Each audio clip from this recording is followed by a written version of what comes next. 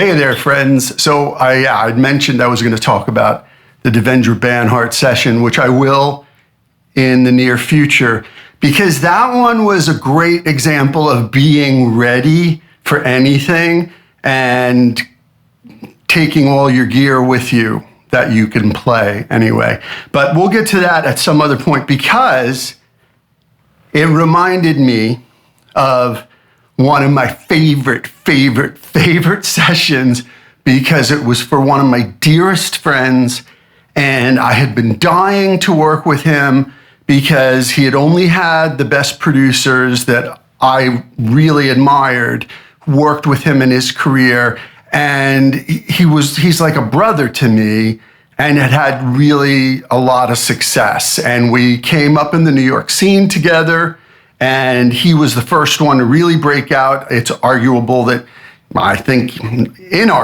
that he broke out far bigger and better than any of us ever could have imagined. His name is Freedy Johnston. Freedy and I are brothers. I mean, truly brothers to this day. After 35 years, he texted me the other day, and I was like, oh, dude, I forgot to tell you, I moved to London. And he was like, what did you do with your house? And I'm like, well, it's still there if you want to stay there, but we're selling it. But he might be coming here to play with Walter Salas Fumara of the Silos. So I get to hang with him and see him play finally in Europe. So Freedy had gotten divorced and just wanted a change. And I was in Nashville. He was still in New York. And I said, hey, man, just come down and spend some time with us. You can stay with us and just, catch a vibe and see, how it feels, and just get yourself out of that situation and start over, which he did. And it was amazing how worshipped, because there's really no other word to describe it, he is by the indie rock community. Like when he came to Nashville, all the indie rockers were like, what? Freedy Johnston's here? Like he's living here? Freedy? The Freedy? And it was like everywhere we went, people were just like, it was so touching and so wonderful and lovely. And so after a few months, I said, what do you want to do? And he's like, oh, well, I always wanted to make a real covers album, right? Like he's always done these amazing covers. He's known for doing Wichita Lineman and many other covers because he's such an amazing singer, but he had never done a covers album. And I was like, well, let's do it. And he's like, yeah, I got some royalties. Let's do it. So I put together a team of Bob Babbitt on bass, Bob Babbitt from Motown, Ed Green on drums, Catherine Marks on keyboards, Andy Reese on guitar, because Reggie was on tour with the Highwaymen, I think. I'm pretty sure that's what it was. He was out with, Waylon, Willie, Chris, and Johnny. And so I was like, my second choice, which isn't a hard second choice at all, because Andy Reese is amazing guitar player. So we got Andy in. And then we just started calling in favors for all the people we knew. Like, Jim Lauderdale came in and sang on a song, and a couple other people came in. And there's a couple tracks that didn't make the record, including the Lauderdale one, which will probably see the light of day sometime. And we did all these very choice covers. And I was fortunate enough to work with Freedy going through all the covers and choosing them specifically, not just for his voice, but for the time and the fact that they maybe hadn't been overdone by other people, and how the whole picture, because as a producer, you try to look at the whole picture of the record and the impact of all 10 or 12 songs, whatever it may be. So we were really particular about that. And it came down to, there was one song that I suggested that my friend J.D. Souther wrote with some of the other Eagles guys, called The Sad Cafe. And Freedy had never heard it. And when he heard it, he's like, oh my God, we got to do that song. And so I was really chuffed, as they say here in England, that we could get to do that. And J.D. Souther heard it and was completely blown away. I mean, Freedy can really deliver a song. So we went in, and the other choice we made, and I want you to look for this record. I'm going to link one of the songs below, but the name of the album is My Favorite Waste of Time. That's the Marshall Crenshaw cover that we did.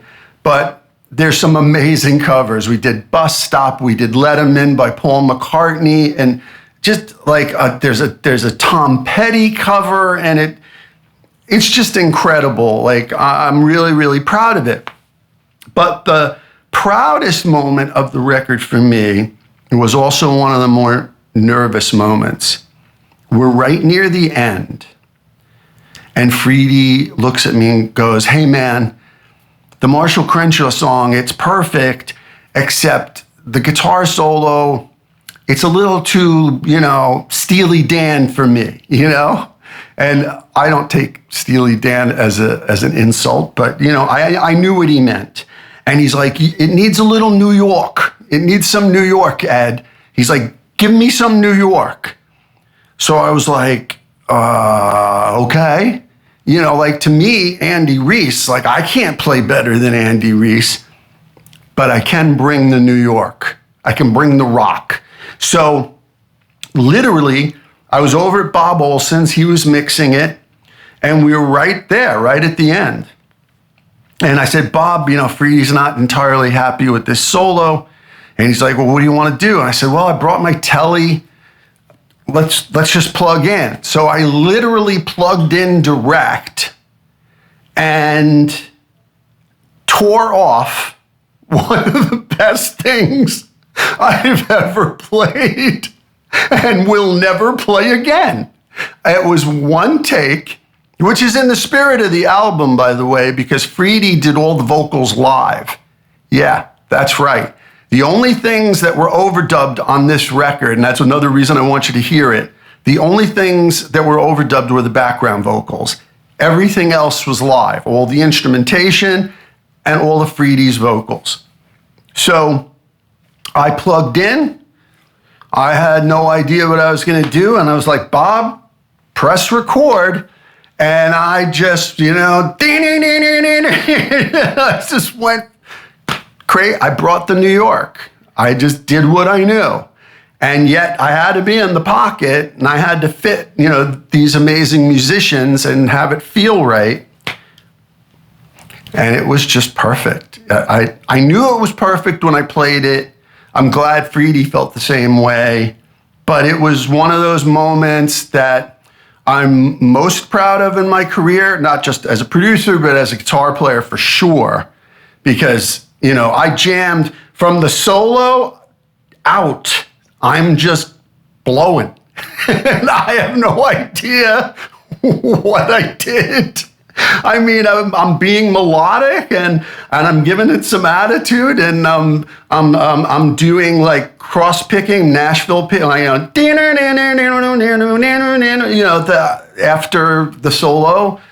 I don't know, but it worked, and Freedy was happy, and it really did lift the song. Freedy was correct, and it didn't interfere with what Andy was doing either, and yeah.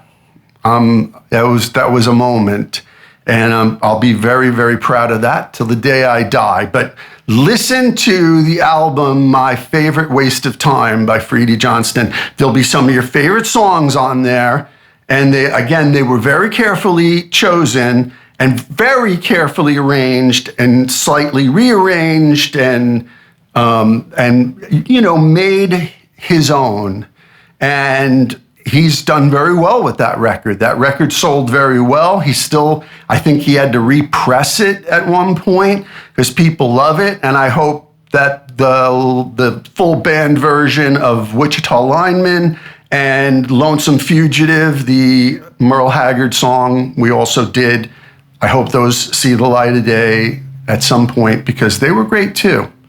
They weren't left off because they weren't great. It's just, an album is an album. And if you put too much, it can be too much. And you take just the right amount, it sometimes has more impact. So please go check out that record because I'm very, very happy with my work on it. I'm proud because it was my brother Freedy that I did the job, I did the work for him, and that he was happy, and that more importantly, the fans loved it. And it resurrected his career because he hadn't made a record in 7 years at that point. Not that he wasn't making plenty of money, because he had like 33 songs in film and TV, and he's Freedy. But I think you'll really dig it if you haven't heard that already. And again, I'll put my favorite Waste of Time song below. All right, cool. I'll be back to talk about the Devendra Banhart song. Yeah, we'll talk about Devendra Banhart and Little Boxes in our next episode.